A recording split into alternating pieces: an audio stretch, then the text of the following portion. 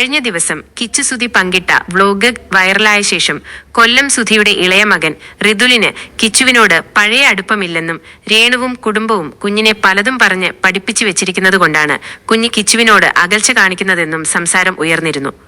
അതിന് മറുപടി പറയുകയാണിപ്പോൾ രേണു സുധി. എന്തോ ഒരു പ്രശ്നം നടക്കുന്നുണ്ടെന്ന് കുഞ്ഞിനറിയാമെന്ന് രേണു പറയുന്നു. അമ്മയും മകനും കണ്ടന്റിന് വേണ്ടിയാണ് ഇതൊക്കെ ചെയ്യുന്നത്. അവർ തമ്മിൽ പ്രശ്നങ്ങളൊന്നുമില്ലെന്ന് പറയുന്നവർ പറയട്ടെ. ഞാനും കിച്ചുവും തമ്മിൽ വിളിക്കാറില്ല. ഞാൻ കിച്ചുവിനെ വിളിച്ചിട്ടേയില്ല.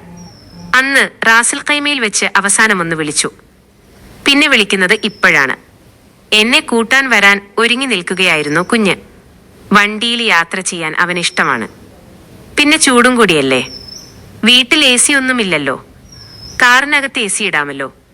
ഋതപ്പന് കിച്ചു എന്നാൽ ജീവനാണ്. എനിക്കറിയാം അത്.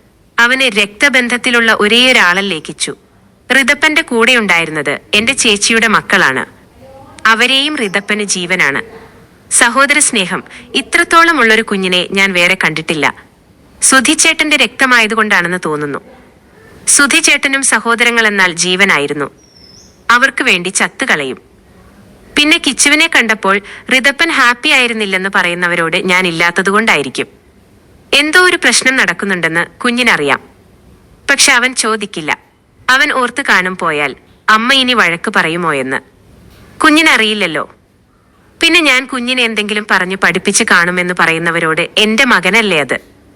ഞാൻ എന്തെങ്കിലും പറഞ്ഞു കൊടുത്താൽ എന്താണ് പ്രശ്നം? പറഞ്ഞു വെച്ചാലും പറഞ്ഞു വെച്ചില്ലെങ്കിലും ആളുകൾക്ക് എന്താണ് കുഴപ്പം? എന്റെ മകനോട് ഞാൻ ചിലപ്പോൾ പറയും പറയാതിരിക്കും. അതെന്റെ ഇഷ്ടമല്ലേ.